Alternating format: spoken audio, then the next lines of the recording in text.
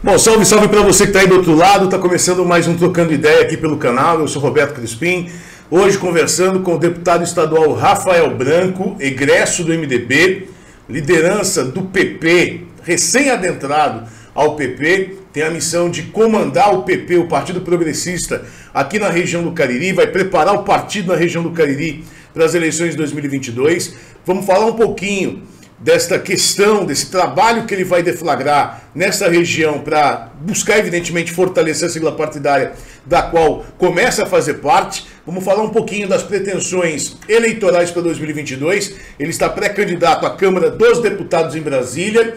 E vamos falar um pouquinho também sobre política da região do Cariri, uma importante liderança do município do Crato, um nome que nas eleições municipais sempre é lembrado, é buscado para participação da corrida ao comando executivo na terra de Bárbara de Alencar. 2024 tem eleição também, pode ser que o nome do Rafael esteja na disputa. E vamos conversar um pouquinho também sobre um outro assunto fora da temática política, que é o mundo do entretenimento. O Rafael é empresário de nomes de sucesso na musicalidade brasileira, é responsável por ter trazido para a região do Cariri um evento gigantesco que hoje se transformou num cartão postal nacional para a região do Cariri. Eu estou falando da Expocrato Crato, estou falando da Expocrato, claro, né? E a Expocrato volta à sua atividade normal depois de 2 anos de paralisação por conta da pandemia. O Rafael tem vasta experiência na Expocrato. Vamos conversar um pouquinho sobre isso também, tá bom? Rafael Branco, deputado estadual, agora pelo PP do estado do Ceará, muito próximo ao ex-senador Eunício Oliveira, foi assessor do ex-senador Eunício, portanto assessor na presidência do Senado Federal, tem uma relação muito amigável, né, com o Eunício Oliveira, saiu do partido sem confusão nenhuma, né? Foi uma saída amigável, né, Rafael? Primeiro, Crispim, quero agradecer aqui o convite, né? O prazer de mais uma vez estar aqui no seu podcast. Tranquilo, eu conversei com o deputado Daniel Oliveira, que é o tesoureiro do partido, que é a pessoa do Eunício aqui no Ceará, e mostrei a situação para que a gente pudesse sair amigavelmente do partido. Então foi muito tranquilo, gosto de dar minhas coisas muito claras, sair pela porta da frente. Então foi discutido, fui no próprio gabinete do Daniel Oliveira, mostrei a ele compreendeu, né? E a gente na política vamos seguir nosso caminho na nova casa que é o PP. Bom, tem muita gente que fala nos bastidores que o Cid interviu, né, para que você pudesse migrar para o PP, né? Teve isso mesmo? Crispim, a gente conversou com todo o nosso grupo e no momento que decidimos ir para a Federal, a gente sentiu que no MDB não teria espaço, a legenda, para ser candidato a deputado federal. Que era notório, inclusive você mesmo e outros entrevistados, outros comunicadores, começando com o Eunício, ele sempre afirmava que o Rafael Branco iria para estadual. Isso. Apoiando a ele, inclusive, para federal. Exato. Então, o que é que me deu uma consciência, vamos dizer assim, tranquila nessa decisão? Primeiro, existe uma questão local, onde o MDB, na eleição de 2020, apoiou o prefeito Zé Ailton Brasil, e foi um adversário, o Zé Adega, naquele local ali no Crato, foi adversário ferrenho e é um dos grandes adversários, né, de oposição ao prefeito Zé Ailton.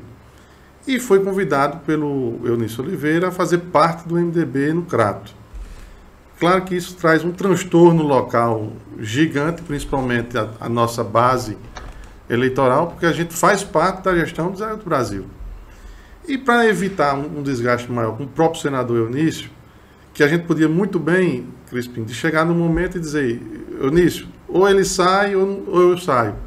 E eu não preferi fazer esse ponto. Primeiro porque o Eunício é um grande político, é candidato, precisa de apoios, e nesse momento o Zé Adega está apoiando o Eunício. Mas você então se sentiu sacrificado, né? Porque além dessa questão do José Adega, o José Adega, para quem não conhece, é ex-prefeito do Crato. O Crato é a base eleitoral do Rafael Branco, né? O Rafael era a principal liderança do MDB.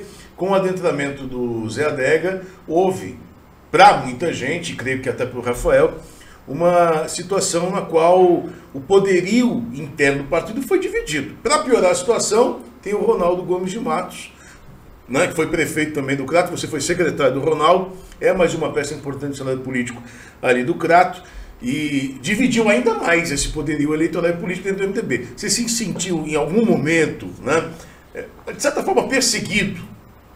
Talvez perseguido não tenha sido a palavra mais correta. Desprestigiado, a fala é essa. Você se sentiu desprestigiado dentro do MDB? Porque você não foi ouvido para o adentramento do Zé Adélio. Você não foi ouvido para o adentramento do Ronaldo. Né? Então você se sentiu desprestigiado, e esse desprestígio foi fundamental para a sua saída do partido? Na relação do Zé Adega, eu fui comunicado. Tive uma reunião com o deputado Daniel Oliveira, que é o que fica mais aqui no estado, junto com o senador Eunício. Então, eles pontuaram se tinha algum problema da vinda, porque o Zé Adega queria ficar como filiado, e a comissão seria com a gente, né? A comissão do MDB, e que ficou realmente. Sendo que hoje, Crispim, a sociedade, ela não cobra muito uma posicionamento. Como é que o MDB está na gestão do Zé Ailton e, ao mesmo tempo, a oposição do Zé Ailton está dentro do MDB? Entendi. Então, hoje a sociedade cobra muito. Isso aconteceu em políticas passadas que a gente viu. Por exemplo, mesmo próprio do Eunício em 2018. Era oposição aos Ferreira Gomes e, do nada, ele se juntar todo mundo no palanque, e isso soou muito mal para a sociedade, que ficaram sem entender. Então, hoje, a sociedade nos cobra muito isso. Mas vamos voltar para 2018, para a gente poder esclarecer essa situação, né? Porque em 2018, o Eunício estava presidente do Congresso Nacional. Né? E a gente tem que dar a César do que é de César. Esse Estado nunca recebeu tanto recurso federal quanto na gestão de Eunício Oliveira, presidente do Senado. E você sabe isso, porque você estava assessor dele. Você estava no gabinete, né, recebia prefeitos, enfim, as demandas, e sabe o trabalho que foi feito. Quase 14 bilhões de reais investidos em 184 municípios do estado.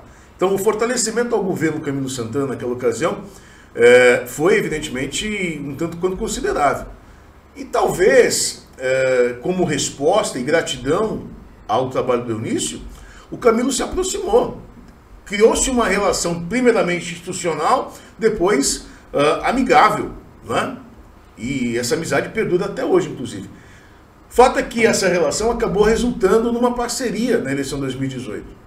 Né? Eu não sei dizer se essa parceria ela envolveu realmente o Cid Gomes, que foi candidato ao Senado, hoje é senador da República, mas o Camilo e o Eunício realmente estavam bem alinhados em 2018. Né? Esse alinhamento se faz perdurar até hoje, inclusive. Né? Sem dúvida, eles são amigos verdadeiros, isso foi a política, juntaram, concorreram em 2014, mas se uniram com um projeto do Ceará.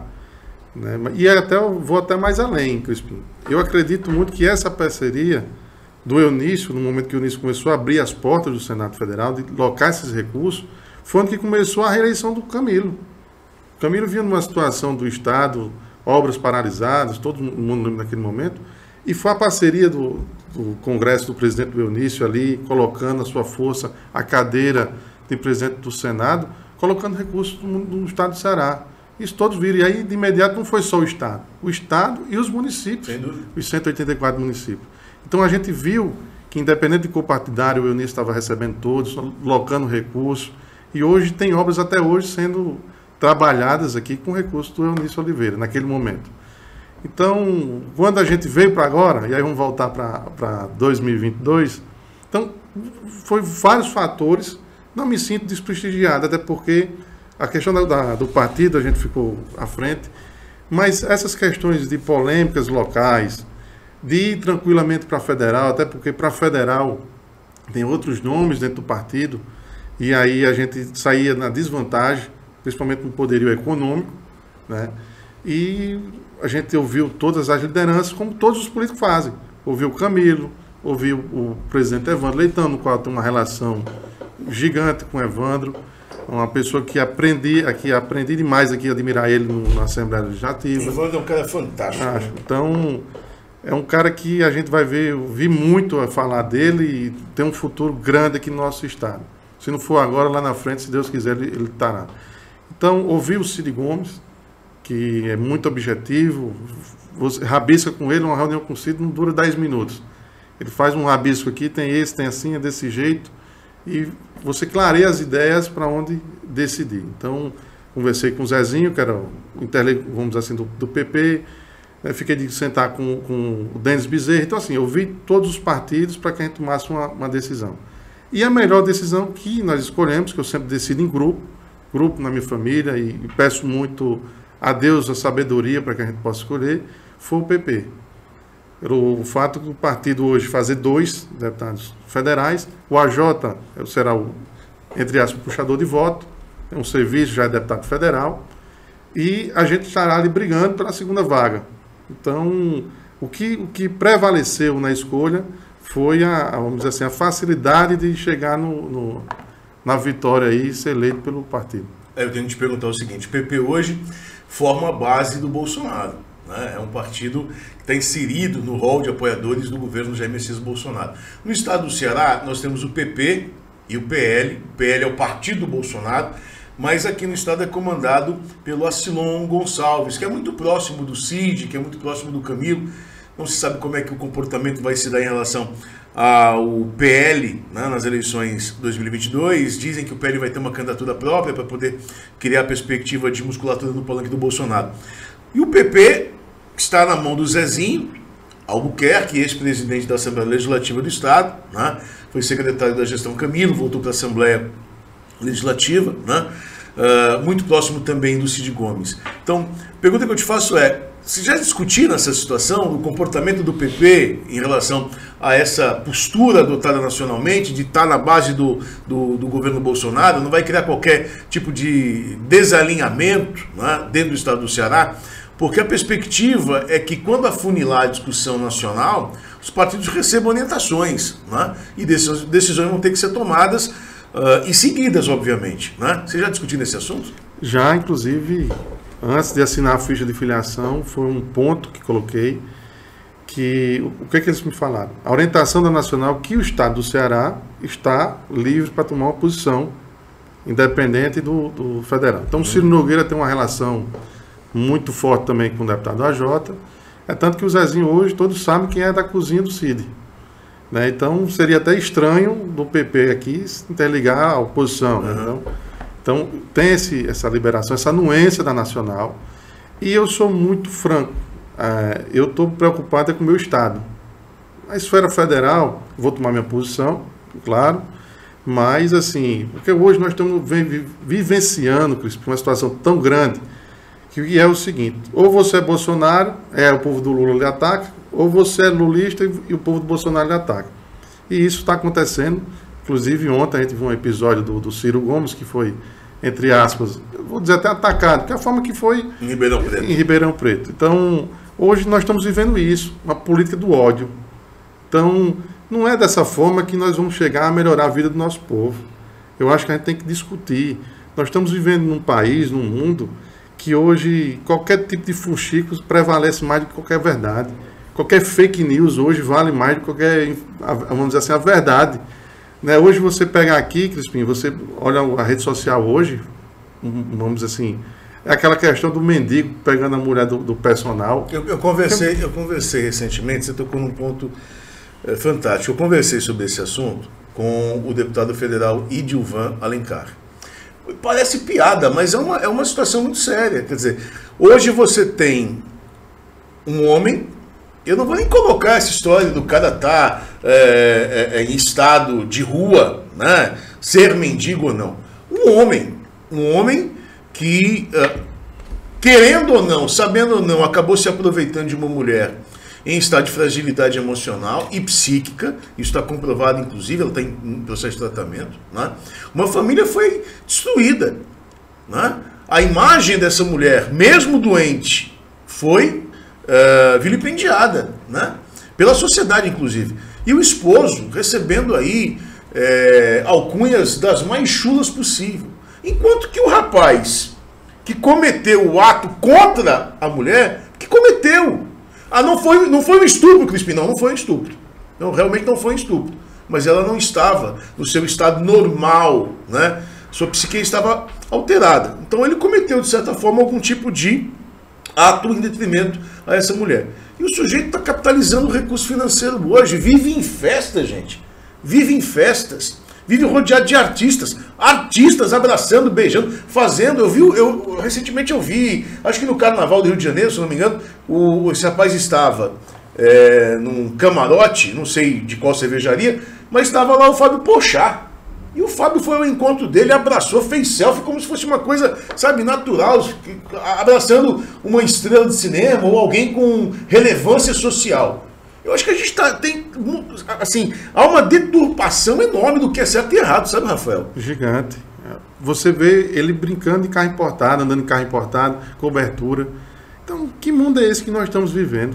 Sabe, essa realidade. É um mundo estranho, sem dúvida. Então, eu acho que a gente tem que começar a ter muitas coisas importantes no nosso dia a dia que a gente tem que mudar.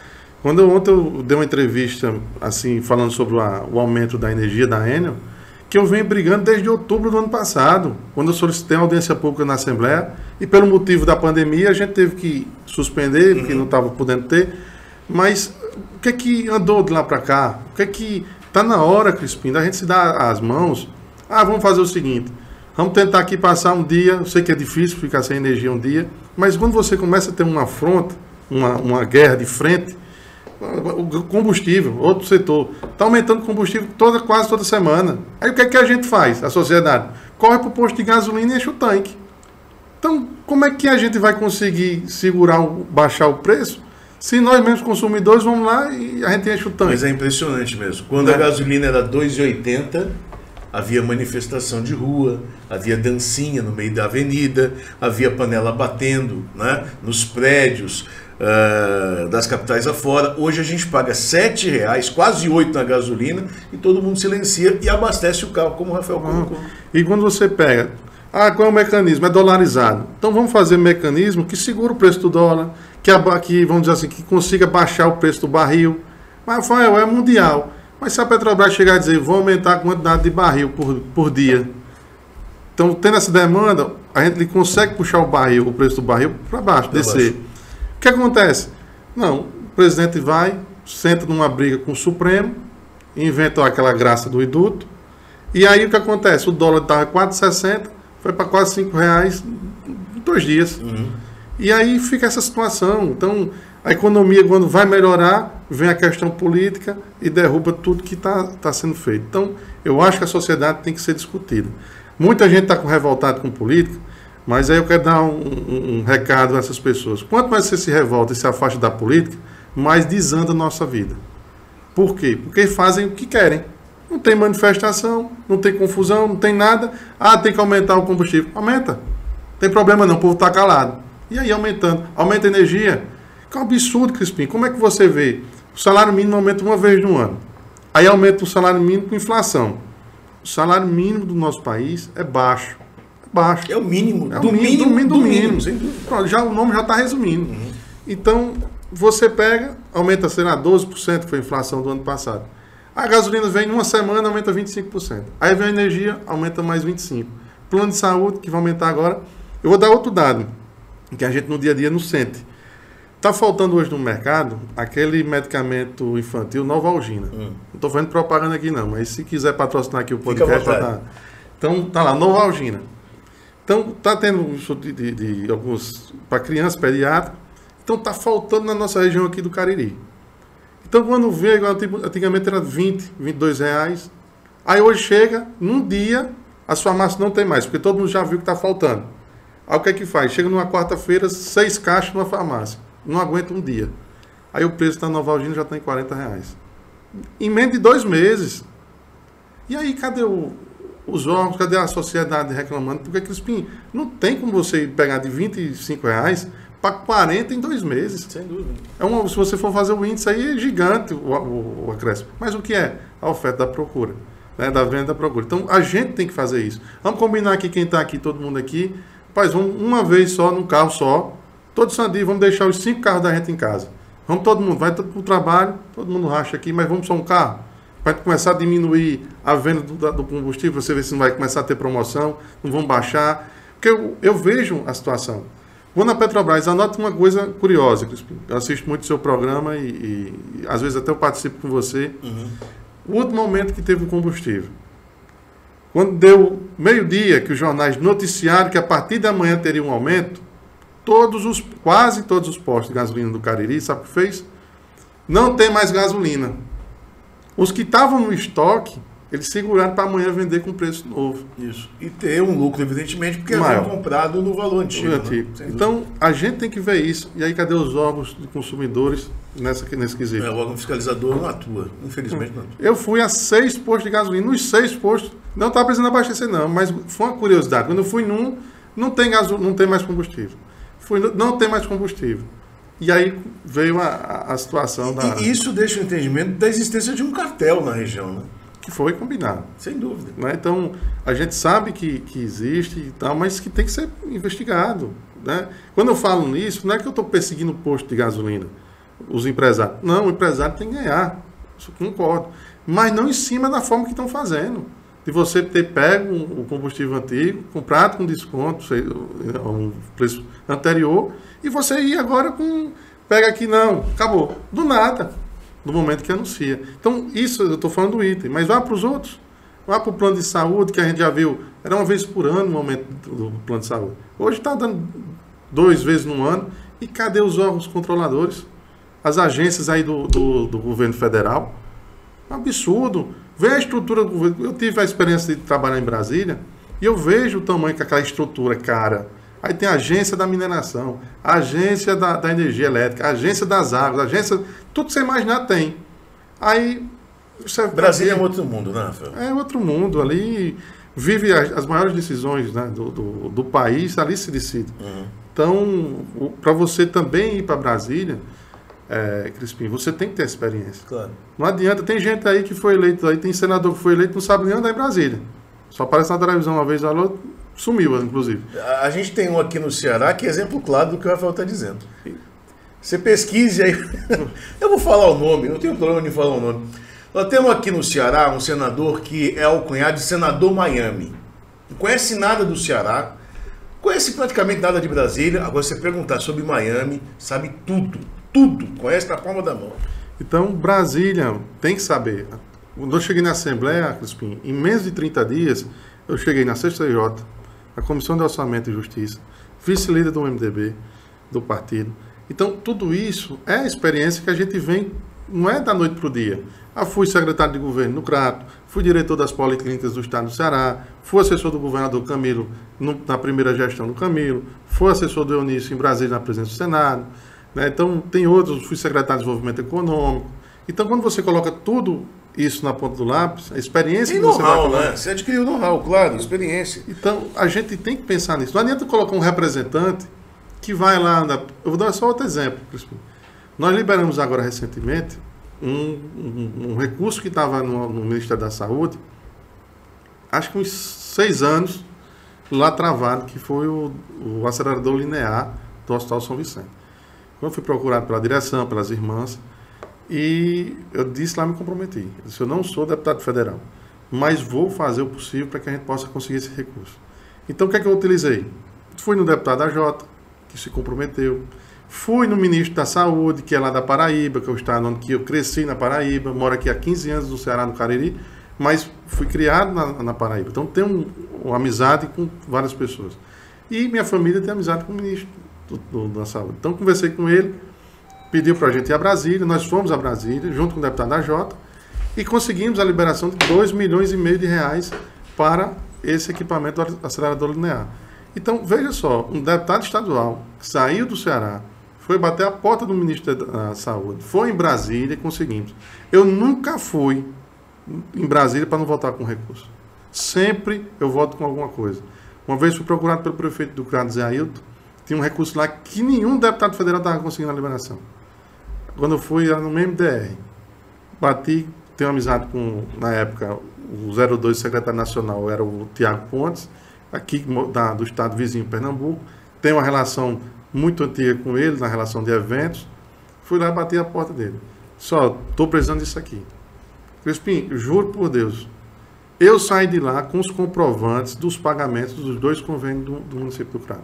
Liguei para o prefeito de Israel, disse, estou aqui, olha aí seu WhatsApp que está com os 2 comprovantes.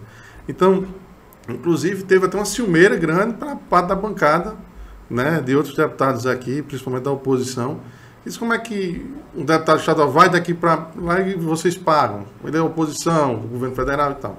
Houve esse clima, né? Então, assim, é habilidade política, é a articulação que nós temos. Se você chegar aqui e dizer, eu preciso falar com fulano de tal, nós vamos achar um meio que chegue lá e que a gente traga uma resposta, sim ou não. Que é isso que vamos dizer assim, a sociedade percebe e precisa. Eu sou um político, Crispim, muito claro. Você me conhece já há um tempo. Minhas coisas é sim ou não. Isso dá, isso não dá. Então vamos resolver aqui dessa forma. Então sempre dá opções, sabe? Então eu acho que nosso estado, o Ceará, principalmente nossa região, que é uma região rica, assim, de tudo, turismo religioso. Eu estou conversando muito agora com o padre Reginaldo, inclusive tive recentemente com ele, fiz uma homenagem da Assembleia Legislativa ao programa Reginaldo Manzotti. Padre Reginaldo Manzotti. E hoje nós estamos com Santo Antônio da Barbárie, nós temos a Santa do Crato, nós temos o Padre Cícero, vem agora a Benigna de Santana do Cariri. Então, a gente tem toda uma ferramenta para crescer. O turismo hoje a gente faz assim, um estalar de dedos, gera emprego de imediato. Fomenta os restaurantes, os hotéis, pousadas. E está na hora, Crispim, da gente juntar e unir as prefeituras. Inclusive, vou me certificar agora, me colocar à disposição dos secretários de turismo e dos prefeitos, para que a gente possa marcar uma audiência com o ministro do Turismo, que eu já tive, inclusive, com o presidente da Embratur, que ele, na época, esse atual ministro do Turismo, era presidente da Embratur e me recebeu em Brasília. Então, a gente tem uma relação dele com ele, porque também ele é do setor de eventos. Então, essa facilidade, a gente consegue abrir muitas portas. Inclusive, na época, o próprio governador Camilo tinha me colocado a situação do teleférico do Juazeiro, a questão dos repasses do governo federal que não estava existindo. Eu levei para o presidente da Embratur, que hoje é o atual ministro do Turismo, levantou, peguei as opções que estavam enganchadas, passei para o governo do estado. Então é isso, é se colocando à disposição, ouvindo, para que a gente possa melhorar a vida daqueles que mais precisam. Como é que está a tua relação com o governador Camilo Santana? Você falou do Camilo pelo menos umas 3 vezes agora.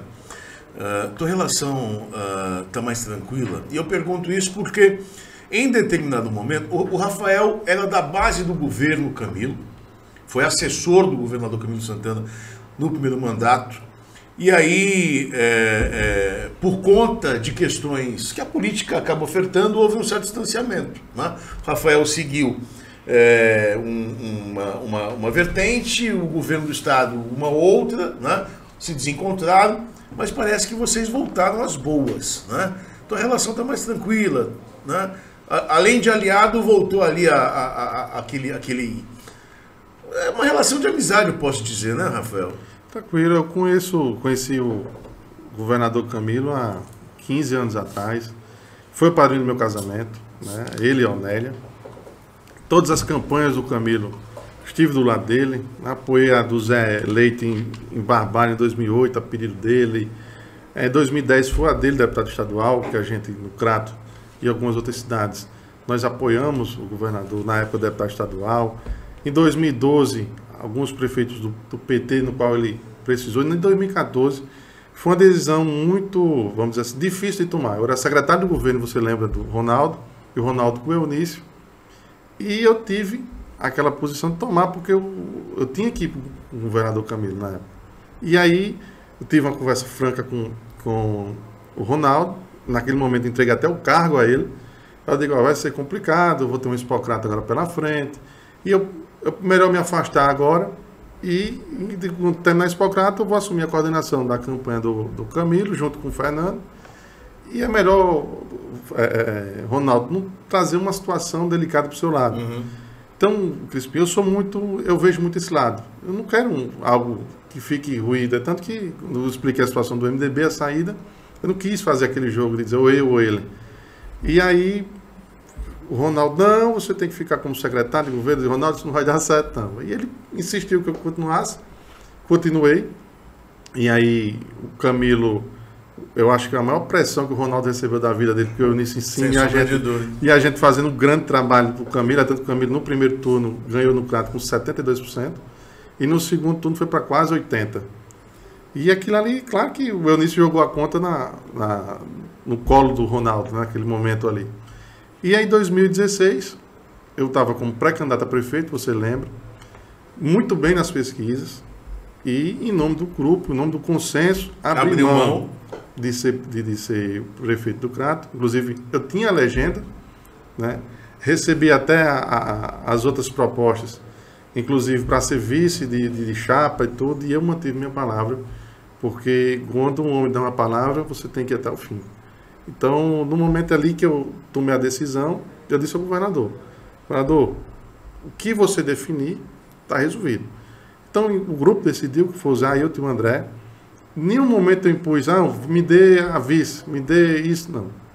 O grupo, fui para a linha de frente da campanha do Zé Ailton. Você pode perguntar a ele, que a gente estava na linha de frente, na coordenação, brigando, lutando, que foi uma eleição dura contra Samuel Araripe, e vencemos as eleições. Então, quando veio para 2018, a gente existia um compromisso de ser candidato a deputado estadual com alguns apoios de prefeitos da base, que foram tirados, e houve um sufocamento para que a gente pudesse retirar a candidatura. E eu não tinha mais, nem, vamos dizer assim, para mim, me sentia preparado de ser candidato, de ser testado nas urnas, de colocar um nome, de levar os projetos, né, as ideias, e eu decidi e não colocar uma situação delicada, e tomei uma posição para que a gente pudesse sair do grupo, mas também ficou aquele... É igual briga de casal. De manhã a gente briga, mas daqui a um tempo a gente está de volta. Uhum. Então, muita relação tranquila, tive uma conversa franca com o governador Camilo na época, e eu disse a ele: sempre do seu lado. Né? E se eu não tivesse tomado aquela posição, eu não era deputado estadual. Que eu tinha que ter aberto de novo e não teria, vamos dizer assim, colocado esse trabalho que nós estamos fazendo, porque eu não tenho dúvida que a gente conseguiu liberar mais de 10 milhões de reais. Leis importantes para o Estado, que melhorou a vida de pessoas. A Expocrato, que nós tivemos ali na linha de frente, gerando emprego, gerando renda. Eu duvido, aqui eu faço um desafio, que depois de 2017, o comércio do Crato foi o mesmo. Porque eu tinha aquele cuidado, tive aquele cuidado de gerar a renda para que as pessoas do Crato comprassem no nosso comércio, comprassem no comércio do Juazeiro. Não era só o Crato. Os hotéis aqui na nossa região estavam lotados, restaurantes. Mas qual a vantagem? Vou dar um exemplo assim: a Expocrato gera quase 1.000 empregos. Eu fazia de tudo para que esses 1.000 empregos ficassem nas mãos de caririenses, de Crato, de Juazeiro, de Barbalha. Movimentava a economia, sem sombra de tudo. E em seguida... Eu vou tirar essa garrafa daqui, a Skin não está pagando porra nenhuma. Dá licença. Eu estou pagando de graça para a Skin. E aí, quando a gente chegou, uma semana depois da Expocrato, você viu os comércios lotados. Comércio do Crato, comércio da Barbalha, comércio do Juazeiro, e isso gerava. Basta pegar na Cefaz o que arrecadava de ICMS, vamos dizer assim, com a venda do comércio. E de lá para cá não houve esse compromisso. Não houve essa situação. Tudo é de fora. Se for olhar, as pessoas de fora são segurança de fora, tudo de fora. E aí o comércio arruinou. Perdeu um pouquinho daquele sentimento de regionalização, né, Rafael? Vamos ser sinceros. Assim, eu acho que essa nova empresa, e é uma crítica construtiva, essa nova empresa que assumiu a Expocrato, ela tem tentado avolumar, pelo menos, né, a publicidade do evento. Eu realmente senti, antes da pandemia, eu fui à Expocrato, né, eu passei 4 noites na Expocrato. E eu senti realmente que havia uma preocupação maior. Eu não sei se por conta da assessoria que foi modificada, né? A querida Raquel Oliveira é quem estava assinando a assessoria de comunicação, e ela é muito próxima da gente, trabalhamos juntos no Sistema Verdes Mares, ela na TV e eu no Dia do Nordeste, e ela tem uma relação muito próxima, né? Muito bacana com os colegas da região. Então eu senti que houve um volume de divulgação a partir daquela nova empresa. Mas perdeu-se a regionalização. O sentimento de posse, sabe? É estranho o que eu estou dizendo, pode parecer estranho para você que é de fora, para cá não. O sentimento de posse, né, de um evento gigantesco para nós do Cariri, parece que foi perdido, entende? Justamente por isso, porque as pessoas que atuavam já não mais estavam, né? Importaram muita gente para esse evento. Então a gente olhava, não conhecia ninguém, ficava perguntando: mas quem é esse povo? Veio da onde? Né? E é importante que se repense isso, né? E aí teve um projeto, porque a Expocrato não foi da noite para o dia. Ela veio de 2007 a resumo até 2015, que foi um momento que decidimos trazer o Roberto Carlos. Aquela decisão ali foi vamos assim, um divisor de águas da Expocrata. Sem dúvida. Então eu vou até contar um fato engraçado. Engraçado, não mais importante, que aconteceu nessa Expocrata. Nós tomamos um prejuízo de quase 400 mil reais só para o show do Roberto Carlos. Que é um show caro. Eu acho que Roberto Carlos, o empresário dele deve ser da Petrobras, que é dolarizado. Lotado, né? Tava lotado. Prejuízo de 400 pau. Lotado o evento. E é um espaço gigantesco, enorme. E ele, naquele momento, o evento foi dolarizado, porque ele só vendia, eu acho que até é ligado à Petrobras, então, mas ele dividiu nessa questão no Brasil gigante, porque todo mundo começou a olhar para a Expocrata diferente. Pô, o interior do Ceará, um evento desse e tal. Levaram o rei. E aí, quando chegou em agosto, um mês depois, eu fui para a gravação do DVD do Wesley lá em Brasília, e no hotel lotado, um rapaz chegou e disse: eu posso sentar aqui na sua mesa? Aí tinha um espaço, ele pode.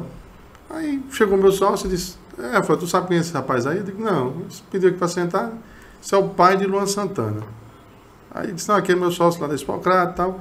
Aí ele disse: a Expocrata, que foi Roberto Carlos, meu filho próximo ano tem que estar. E veio no outro ano, que foi o Aviões e o Luan Santana. Então, assim, para você ver o quanto nacionalmente o nome da exposição. Sem dúvida. O site do Roberto Carlos estava lá, agenda, Portugal, aí tinha Lisboa, Paraguai, não sei o que, tá, Brasil, aí tá lá, Crato Expocrata. Aquele flash ao vivo no Jornal da Globo. Tu parar o Jornal da Globo. Olha o que a gente conseguiu. É uma coisa histórica. Se você parar o Jornal da Globo para transmitir ao vivo o evento, puta que pariu. Foi um negócio fantástico. E ali não tem dinheiro que pague. Você sabe, o sistema de televisão como é, uma comunicação grande, principalmente da Globo, mundial, porque ali foi pro mundo. E ali a gente conseguiu, com habilidade, mostrando e tal, e o sucesso estava tão grande que a Globo disse: não, vamos entrar o flash ao vivo. E aquilo aí foi um histórico que foi para, como estou dizendo, no mundo.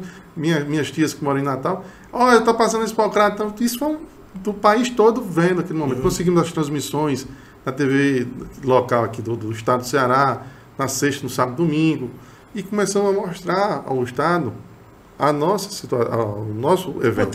Potencial, né, tá? Então, a gente é muito rico nisso. Por isso, quando eu falo nisso, eu aí faço até uma crítica aos prefeitos: olhem mais para os eventos. Os eventos têm um poder de geração de emprego gigante, de segurança, as pessoas que estão nas barracas vendendo, o pessoal que olha o carro até fora. Nessa volta da pandemia, o primeiro evento que nós fizemos, aí o rapaz disse: ganhei 400 reais ontem. Veio alegre de chegar para mim, porque fazia 2 anos que não ganhava dinheiro. Ganhei 400 reais ontem. E para você que não entende, pode ser pouco, pode ser muito, mas para ele é quase um terço no salário mínimo. E você ganhar numa noite pastorando carro. Então, isso é importante. A gente querer mostrar Uber, taxista, tudo, hotéis que pegam os restaurantes. É uma grande rede que se movimenta. Então, a gente, e aí eu faço esse chamamento para os prefeitos aqui da nossa região. Vamos olhar para essa questão dos eventos. Faça com arrecadação de alimentos, para que depois a gente passe para... Que a gente está num momento, Crispim, de muita gente passando fome. Não é pouca não, é muita gente. Tem gente correndo atrás de caminhão de lixo para ver se consegue pegar as sobras da comida dos outros e se alimentar. É um negócio triste demais, pelo amor de Deus. Então, eu acho que vamos olhar para esse lado, sabe, de tentar dar essa atenção aos seres humanos. Eu falo até, posso ser um pouco crítico que eu vou falar agora, mas eu sinto que os animais hoje estão valendo mais do que uma vida do ser humano. Um cachorro foi atropelado, um maltrato do animal. É horrível. E aí eu também sou contra, fiz várias leis na Assembleia para que a gente pudesse bater de frente com multas, com tudo, na questão dos animais. Mas um ser humano como a gente passa fome ali, a pessoa está ali, passa como se não Você vê o sujeito deitado no chão, muitas vezes numa noite de frio, sem um agasalho, sem ter comido nada, e você passa como se nada ali estivesse, né? E aí, quando você vê um cachorro, acaba lá, compra uma ração, bota a ração. Então, assim, eu quero até chamar a sociedade. Vamos começar a ser mais humanos. Vamos olhar para esse lado, de estar aqui. Eu tenho certeza que quando você ajuda uma pessoa, no outro dia você recebe uma graça. Então, vamos fazer no dia a dia, meio que seja um mínimo, sabe? E agora sim, também peço que não divulgue também não, porque acho que não adianta você estar aqui com o celular batendo selfie, entregando um prato de sopa. Também isso aí é uma aberração, porque sem dúvida. Hipocrisia. Então, eu acho que as pessoas façam no seu dia a dia uma coisa melhor. Pode ser com o animal também, Pode ser, mas olha um olhar especial para o ser humano. Que eu acho que no dia a dia ali, o poder público tem que fazer, mas o poder público tem muita coisa também. Então, se você está ali, perto, tenta ajudar, que eu acho que é importante a gente, pelo menos, melhorar a vida do ser humano como está hoje, o nosso dia a dia. Vamos voltar um pouquinho para a política aqui, para eu te perguntar o seguinte. A gente está hoje na incerteza do nome da base aliada ao governo para as eleições 2022 do estado do Ceará, e pela oposição tem o nome do deputado federal Capitão Wagner, que está aí numa situação confortável dentro do partido ao qual está inserido, que é a União Brasil, com muito tempo de televisão, com muito recurso para gastar na campanha eleitoral, essa aqui é a realidade, mas com diminuta força política no interior do estado. Se a gente for parar para observar, tem o Roberto Pessoa em Maracanaú, que é um grande nome, tem o Moses Rodrigues lá em Sobral, que é um grande nome, indiscutivelmente, mas nas demais áreas das regiões que formam o estado, você não encontra lideranças com capilaridade eleitoral apoiando o Wagner. Você parte aqui para a região do Cariri, havia perspectiva do apoiamento do ex-prefeito Agimiro Sampaio ao capitão Wagner, pela oposição. O Agimiro acabou de ser alvo de um defenestramento no âmbito do Tribunal Regional Eleitoral. Tinha um processo, perdeu o processo por 7-0, está inelegível por 8 anos, então fica difícil, evidentemente, a vida do Agimiro, quanto mais em relação a apoiamento a quem quer que seja. Você acha que o governo do estado, vou refazer, o governo do estado não, você acha que a base eleitoral que dá sustentação ao governo do estado tem hoje uma situação, eu diria que confortável, mais tranquila, pelo menos em relação a esse pleito eleitoral, tendo em vista a ausência de uma capilaridade política maior em favorecimento ao Wagner, sobretudo no interior do estado? Crispim, o que eu vejo é que é o seguinte, a nossa base do governo, ela tem serviço prestado para apresentar. E hoje uma sociedade, ela cobra diariamente ações, obras, e eu vejo o que acontece. As pessoas não gostam de quem ataca. Então pode notar, se você fizer um histórico, um breve histórico, de quem é político e fica atacando, ele não dura na política. Então hoje, quando você vê um peso, por exemplo, o Wagner está desfarelando. Eu vi recentemente a matéria do prefeito de Calcaia, que é historicamente, entre aspas, do lado deles, estava do lado deles, anunciando publicamente apoio a Isolda. Vitor Valim. O Vitor Valim, que é o prefeito de Um grande trabalho do Camilo. Esse trabalho, o Vitor Valim está vindo para apoiar o nome da Isolda, caso seja ela candidata, por conta de ações que o Camilo desenvolveu em benefício ao município de Calcaia. Então, quando você começa a ver essa forma, não tem sustentação. Qual é a base que você vai apresentar? É o quê? Educação? Porque hoje, ele como base do Bolsonaro, ele podia ter alocado vários recursos aqui no estado para mostrar. Eu sou oposição, mas como eu disse, fez, naquele momento que era oposição, começou a criar uma situação e teve serviço prestado. Hoje o Eunício já teve muito, mas na presidência do Senado teve muito mais. Quando você olhar, o que é que vamos para o Cariri? O que é que ele trouxe para o Cariri? Aí quando você olha, aí vem o governo do estado, imagina uma propaganda, estou antecipando a propaganda do governo. Teleférico, os anéis viários, o Santa, tudo que você for mostrando, como é que não dá um impacto? Sem dúvida. Então é isso que falta. A pesquisa ele está bem. A pesquisa, eu sei lá, são 1.000 entrevistados, 2.000 são 500 em Fortaleza. Claro que ele está bem, que 500 entrevistados vêm de Fortaleza, mas no momento que começar a funilar e sair lá para julho, porque ainda não tem um candidato. E aí eu tiro pelo histórico do Crato, por exemplo. Todo momento que não tinha um candidato, e a oposição estava sempre na frente colocando que era o candidato, ele tinha o mesmo patamar de pesquisa. Mas quando começava a eleição, o governo passava. Mas por que passava? Pelos serviços prestados que tem. Então, isso é importante. Você tem hoje um governo, uma base, que tem vários nomes. Você tem o nome do próprio Roberto Wagner, você tem Roberto Cláudio, a Isolda, o Evandro Leitão, o Mauro Filho, que é um cara altamente preparado, inteligente. Eu acho que são poucos que têm uma capacidade de inteligência do Mauro Filho. Então, tem outros nomes se colocando. Você tem o próprio Eunício, que sempre defendia que o Eunício fosse candidato a governador, porque tinha o serviço prestado a apresentar. Então, você tem vários nomes que possam aparecer. Então, lá você não tem nenhum vice. Quem é que vai somar com vice? É fulano, é ciclano.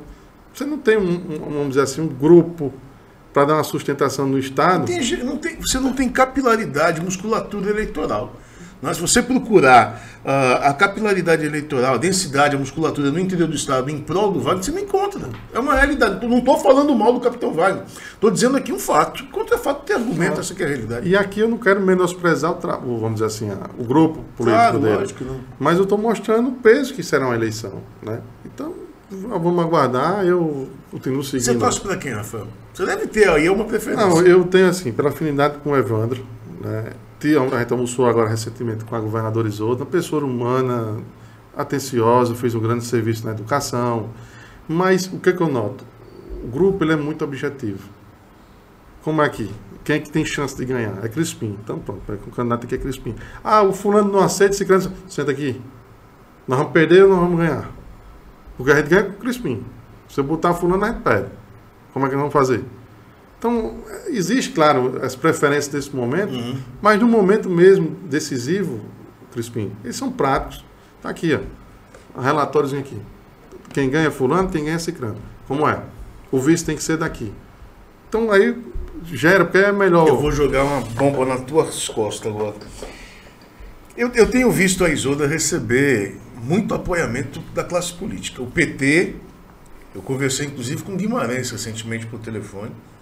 O PT, através dos deputados estaduais, um total de 8 parlamentares, estiveram com a governadora Isolda, fizeram aquele dedinho apontando para ela, né? Demonstrando apoio. E eu perguntei para o Guimarães, tem volta esse apoio, Guimarães? De jeito nenhum. O PT quer Isolda Sela. Eu falei, mas isso não é imposição, não é preferência. Ninguém está impondo nada. Nós apenas colocamos a nossa preferência. Mas e se não for Isolda? Tem risco de o PT apresentar um nome próprio? Tem risco. Então o PT quer realmente a Isolda Sela. Dizem que o Cid, eu nunca vi o Cid ser mais contundente na perspectiva de introduzir goela abaixo candidato, né? Em detrimento a apoiamento de outras siglas, dentro do bloco de sustentação do governo, claro. Mas dizem que o Cid tem preferência pelo Roberto Cláudio. O Ciro teria pedido, inclusive, para que o Mauro Filho fizesse, né, lançasse apoiamento público ao Roberto Cláudio. O Mauro disse, não, eu não vou fazer isso. Como é que eu vou fazer uma coisa? Eu estou na disputa interna, eu vou fazer um negócio desse? Não tem como, né? E embora o Evandro Leitão tenha feito em favorecimento da Isolda. Então, a peso de hoje, tem esse crescimento da Isolda no campo político, tem no PDT favorecimento para a indicação do Roberto Cláudio, mas o Evandro Leitão tem algo que me chama muito a atenção, Rafael, que é o apoiamento dos prefeitos municipais. E eu já vi isso acontecer. O Evandro, quando chega no município, sobretudo na região, ele é tratado como governador, nosso governador, pelos prefeitos do Cariri, prefeito da base aliada. Então, é uma situação difícil realmente, né? Você tirar um nome nessa conjuntura, tendo essas peculiaridades, não é um negócio fácil para ser ninguém, né? E vou confidenciar, nesse dia do almoço, que todos botaram o dedinho, quando começaram a dizer isso, a Isolda disse, não é melhor não. Quer dizer, é melhor não. A forma... Vamos me colocar numa situação de saia justa, pô. A forma dela... de não querer expor ninguém, então é uma pessoa muito tranquila e tal. Então aconteceu isso. Então mostra a humildade que ela está, vamos dizer assim, centrada na questão de governar o Estado. Ela não está centrada em eu quero ser governadora novamente.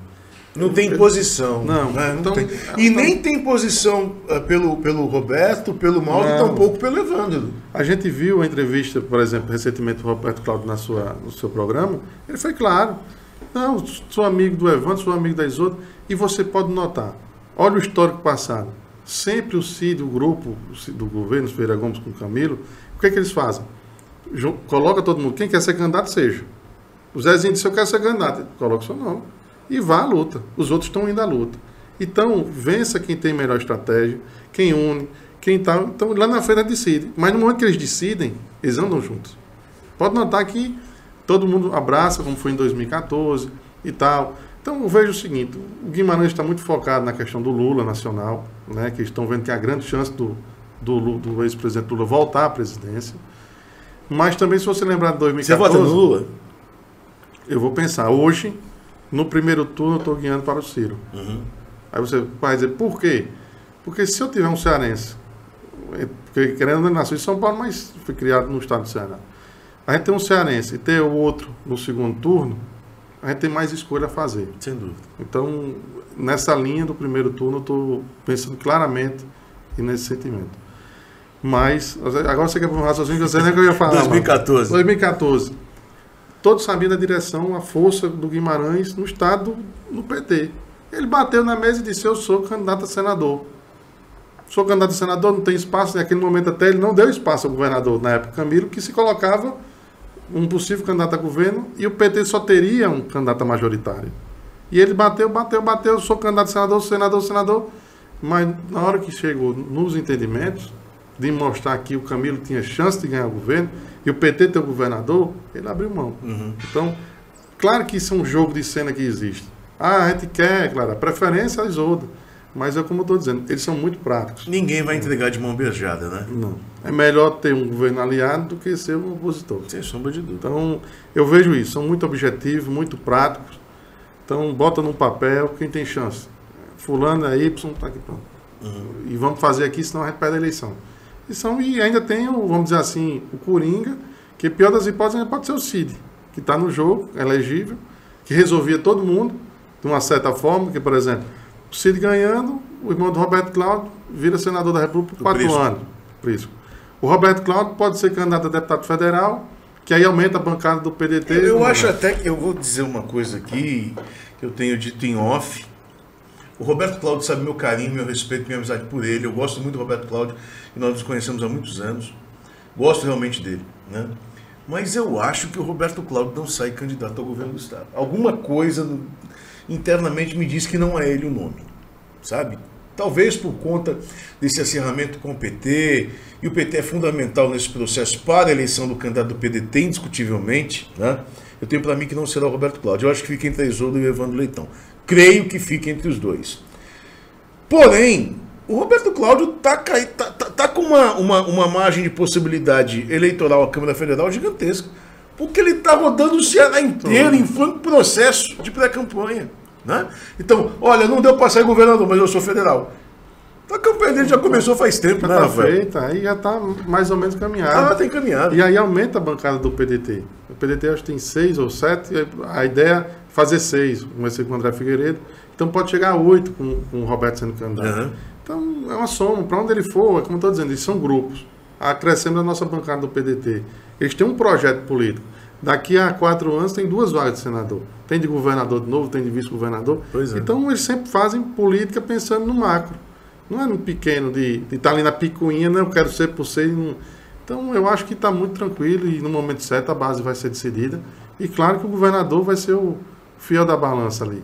Essa articulação do Evandro de anunciar apoio à Isolda, com certeza teve, vamos dizer assim, a ideia, a sugestão do governador Camilo. Deixa eu te perguntar uma coisa. Vou sair da discussão estadual e vamos descer aqui para a região do Cariri. Claro, você está hoje focado na pré-campanha à Câmara Federal, né? Tem 2 grandes missões você. Estruturar o PP na região. Inclusive você tem conversado aí com o ex-vereador Tasso Magno. Há uma perspectiva dele assumir o PP aqui no Juazeiro do Norte. Pelo menos é o que está sendo discutido nos bastidores, né? Essa situação da pré-campanha te prende muito, evidentemente, a buscar o apoiamento dos municípios estado afora e não só na região, mas há quem diga que a gente faz uma campanha já pensando na outra, né? A gente está disputando essa já de olho na outra, e a outra é 2024 e a outra é a campanha à Prefeitura do Crato, né? Como é que você percebe a atual conjuntura política no Crato com vistas para 2024? Né? Você tem perspectivas de participar dessa eleição municipal vindoura? E aí eu te pergunto ainda, como é que você avalia o trabalho da oposição? Né? Porque para muita gente, e aí eu me incluo nesse rol, né?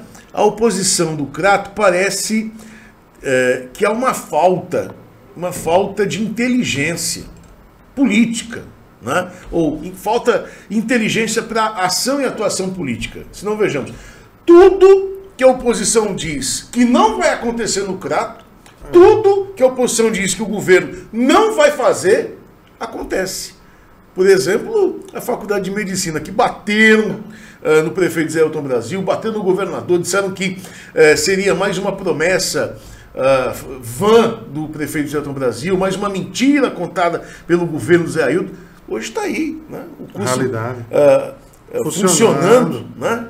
Já teve garantindo às pessoas pobres o adentramento num curso de medicina, que é caríssimo, né? E um curso de medicina numa instituição pública. Parece falta de inteligência mesmo da oposição no Crato, né? Política não é para amador, sabe, Crispim? Então, assim, as pessoas, eu vou ser candidato a prefeito por ser. Não é assim. Primeiro que você tem que ter projeto. Acho que não adianta você, por exemplo, hoje, eu tenho uma militância de mais de 12 anos, 14 anos no Crato. Então eu tenho um serviço prestado. Às vezes eu paro e fico pensando, cara, eu consegui isso. Então, se eu olhar para os distritos, lá da Ponta da Serra com a Estrada da Malhada, consegui o recurso da Estrada da Malhada, consegui a da Breia, consegui 350 mil reais para de equipamentos lá da UPA dos animais, consegui não sei o quê. Quando você vai olhar, aquele Blue Tower, aquele prédio, 50 milhões de reais, foi a gente. Um dia desse, eu procurando um e-mail, tinha um ofício do Guimarães me comunicando, porque eu, na época, lutei pelo aquele recurso que começou em 2013, do saneamento básico do Crato. E ele dizendo, está garantido 60 e poucos milhões de reais para o município do Crato, com um ofício dirigido a mim, que estava lá batendo em Brasília e tal. Então, inclusive, votei no Guimarães, apoiei o Guimarães em 2014, pela abertura que ele nos deu naquele momento em Brasília. Então, nós temos, para onde você olhar no Crato, tem uma obra. Tem uma participação. Uhum. Então, eu podia muito bem mostrar meu projeto político, dizer, eu sou candidato, bater no peito, sou candidato a prefeito do Crato. Mas não. Você tem o que dizer, né? O que mostrar. Eu quis ouvir o grupo, está aqui. Em 2020, Crispim, eu podia muito bem chegar e dizer, pronto, a Zé tem o direito de ser a eleição. Mas eu não abro mão da vice. Então, eu estou aqui. O partido tinha 29 candidatos, tinha outros partidos que poderiam meu nome. Eu fiz alguma confusão? Não fiz. Você não teve uma matéria minha ou entrevista minha, não. Porque eu disse, caberia a reeleição também do André, que era o vice, que era um grande vice. Aqui eu faço até esse registro. Eu disse até ao Zé Ailton, o André é o melhor vice que tem. Aí não trabalho nenhum. Não reclama, não faz. Porque depois pega os outros prefeitos no interior. Melhorou a saúde do Crato, inclusive.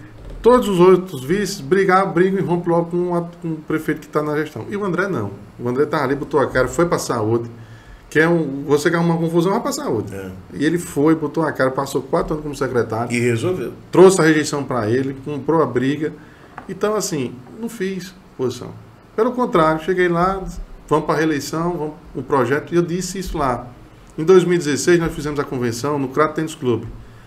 Eu me lembro, até o André Figueiredo, a gente fez, quando citavam o Cid e o Camilo citavam meu nome era aplaudido, muito aplaudido, e até o André disse, rapaz, você está forte, e tal. E eu abri, que eu podia naquele momento chegar e disse, não, eu quero a vice. Mas como existiu, vamos dizer assim, a articulação da escolha, mesmo sendo voto vencido, mas eu cumpri. Fui lá e paguei, está aqui, assim, é assim. É tanto que o governador até na época disse, como é, Rafael? Eu digo, não, o candidato é o Zé Ailton e o André Barreto. E nós fomos até o fim. Então, é essa posição. Eu espero que nessa eleição agora de deputado federal a gente chegue. Eu sou muito assim de pensar em grupo, que eu sinto isso aqui no Cariri. O que existe nos Ferreira Gomes, no Camilo, eu ainda não vejo aqui no Cariri. Então, assim, eu acho que tem um momento, Crispim, que tem que se pensar grande. Crispim agora é deputado estadual. Aí as pessoas fazem o quê? Do nada já querem virar prefeito. Pois é. Vamos pensar no grupo. Não, por agora deixa eu ir para prefeito. Aí você fica como deputado. Então, assim, se Deus quiser e for da vontade do povo será. Se chegar para deputado federal, ser deputado federal, eu tenho que continuar em Brasília. Eu não posso perder um momento desse do Crato de chegar e de ter uma oportunidade de ter um prefeito aliado com um deputado federal em Brasília. Veja só, rápido o resumo que eu vou fazer. Parambu, Genesias Noronha, 2, 3 mandatos de deputado federal, prefeito sempre é ligado, sobrinho, é prima, tudo que é pelo... Vai em Parambu hoje. Vai em Tauá hoje. A Patrícia com Domingos Neto colocando recurso e tal. Então, assim, veja a importância de ter isso. Vamos pensar em uma situação que a gente possa melhorar, porque um deputado federal, Crispim, tem 20 milhões de emenda por ano, fora o que ele pode conquistar com suas articulações. Imagina a importância de ter um prefeito aliado, o crescimento que será. O Crato vem num crescimento gigante porque tinha o governador do Cariri, um filho do Crato, que ama a sua terra, ama o seu Cariri e fez o que pode fazer. Camilo trabalhou demais pela região. Mas vamos lá. E daqui para frente, amigo? Camilo vai para o Senado. O Senado tem suas limitações. Vamos eleger um vice no Cariri, né? Então nós temos que brigar por isso e temos que fazer isso. Entendeu? Então aqui, inclusive, desejo que o PT indique o vice e que seja um dos nomes escolhidos, seja o próprio Fernando, que o cara que tem uma relação há muito tempo, há anos que eu tenho com o Fernando. E a gente não pode perder espaço do Cariri. Se a gente perder o governador e a gente perder o vice, não ter nada, o que é que nós vamos valer na frente de uma região que decide a eleição? O Cariri decidiu a eleição do Camilo em 2014. Naquele momento mais difícil foi o Cariri que deu a vitória. Então, eu acho que a gente tem que pensar nisso. Claro que eu quero ser prefeito do Crato, eu quero ser... até eu quero ser governador, eu quero ser presidente, eu quero fazer e ter um cargo, mas que eu possa melhorar a vida do povo. Eu não quero dizer o ego, dizer eu quero isso. Não é só pelo ego e pelo poder, né? Porque há político que é político pelo poder. Pelo poder, de querer pelas benesses e afins. Para você ver, todo deputado recebe uma carteira de deputado. Eu nunca utilizei a carteira. Você nunca me viu, ouviu alguma história, o deputado deu uma carteirada, furou fila, ou... Não, porque não... Cara, eu acho que eu ando, eu dirijo meu carro. Eu tenho estrutura para ter motorista. Eu dirijo meu carro. Eu faço a feira com minha esposa, lá no Crato. Eu deixo meus filhos quando eu posso deixar meus filhos no colégio. Vou pegar meus filhos no colégio. Eu não vou mudar a minha vida, Crispim, por causa de política ou por causa de cargo. Tem gente que chega aqui, vem com 10 cabos aqui, tem 5 câmeras aqui batendo foto, o cabo não sentou nem da cadeira. Mano. É verdade. Então, assim, é verdade. Eu não quero trocar isso, eu não quero fazer a política de profissão. Eu tenho minha profissão. O que eu quero é fazer um poder que a gente possa realmente melhorar. O cara chegar, você não sabe o quanto, tem tanta gente que eu consigo ajudar com cirurgias, com exames. Ah, tá fulano filho? Não. São às vezes as pessoas não sabem nem como funciona o sistema de saúde, que você dá uma orientação e resolve. E as pessoas me abordam no caminho e dizem, rapaz, obrigado, você fez, eu não sei quem é. Então, essa satisfação de você dormir com a cabeça tranquila, Crispim, não se paga. Não tem quem pague, né? Entendeu? Então, vamos fazer isso aí para que a gente possa crescer nosso estado, de ver o crescimento, de gerar emprego. Antigamente, a gente via as pessoas daqui se formando e indo embora. Hoje, a gente conseguiu, o governador conseguiu tanto aqui de geração de emprego, que as pessoas estão ficando. Mas vamos começar... Estão ficando e tem gente vindo de fora, cara. E a gente tem que melhorar mais ainda, de transformar esse Cariri aqui, nosso estado, o turismo, o Ceará. Você chega aqui em qualquer lugar, as praias do Ceará. Antigamente a gente só falava de Jericoacoara e falava de Aracati. Hoje tem a Praia da Baleia, Trairi, que é Flecheiras, tem não sei aonde, tem a Montada, tem... Olha a quantidade de belezas que está transformando. E quanto mais cresce, mais a gente gera emprego. Sem sombra de dúvida.